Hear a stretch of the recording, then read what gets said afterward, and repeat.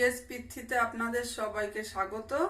আমি আজ চলে এসেছি বহু পুরনো দিনের একটি রান্নাকে আমার নিজের মতো করে করার জন্য। আপনাদের আজ দেখাবো মুগ ডাল লাউ ঘন্ট। তো তার জন্য আমি দেখুন কড়াইতে তেল দিয়ে দিয়েছি। এই তেলের মধ্যে একটুখানি আমি ঘি দিয়ে দিচ্ছি। তেলটা গরম হয়ে এসছে। এবার আমি এর মধ্যে দিয়ে দিচ্ছি একটি তেজপাতা, একটি শুকনো লঙ্কা আর কটা গোটা জিরে।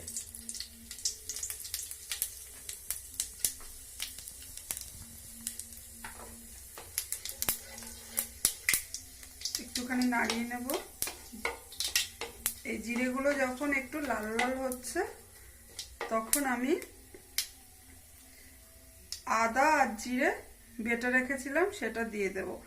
1 চামচ মতো আদা বাটা আর 1.5 চামচ মতো জিরে বাটা।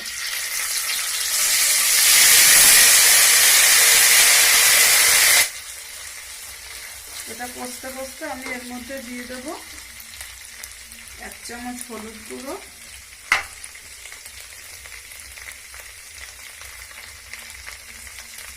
পরিমাণ মতো নুন আর 1 চামচ চিনি দেব। বন্ধুরা দেখুন, বন্ধুরা মশলাটা কষানো অনেকটা হয়ে গেল। দিয়ে দেব 50 গ্রাম মতো মুগ ডাল। আমি হালকা ভেজে রেখেছিলাম, খুব বেশি ভাজিনি, সেটার মধ্যে আমি দিয়ে দেব। বেশি ভাজবেন না এটা, তাহলে কিন্তু সেদ্ধ হওয়ার সময় একটু সময় বেশি নেবে। এটা অল্প জাস্ট একটু রং ধরলেই কড়াই থেকে নামিয়ে নেবেন। আর এটা শুকনো কড়াইতেই ভাজবেন। এর মধ্যে দিয়ে দিলাম আমি কটা চিড়ে রাখা কাঁচা লঙ্কা।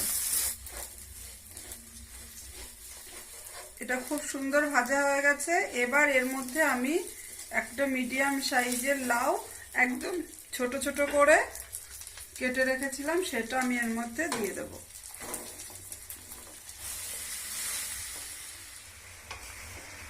বন্ধুরা এইটা আস্তে আস্তে আমাকে ভাজতে হবে। এবার আমি একটু ঢাকা দিয়ে দেব। যদি কচি লাউ হয় তাহলে দেখুন লাউ দিয়ে আস্তে আস্তে জল বেরোতে শুরু করেছে, তাহলে আমাকে আর জল দিতে হবে না। আর যদি লাউ থেকে জল না বেরোয় তাহলে সামান্য একটু জল দেবেন। আমি এইটা একটু ঢেকে দেব 5 মিনিটের জন্য। দেখুন বন্ধুরা, লাউ থেকে অলরেডি জল বেরোতে শুরু করেছে। আমি এখন একটু ঢাকা দিয়ে রাখব।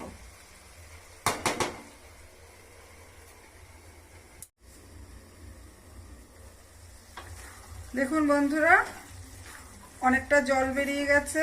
এই জলেই আমার লাউ সেদ্ধ হয়ে যাবে। আমার আলাদা করে কোনো জল দিতে হবে না। এইভাবে জল না শুকানো পর্যন্ত একটু একটু মাঝে মাঝে নাড়বেন, আবার ঢেকে দিয়ে রাখবেন। আঁচটা কিন্তু মিডিয়ামে থাকবে। বন্ধুরা এই দেখুন লাউ মুগ ডাল ঘন্ট আমার হয়ে এসেছে।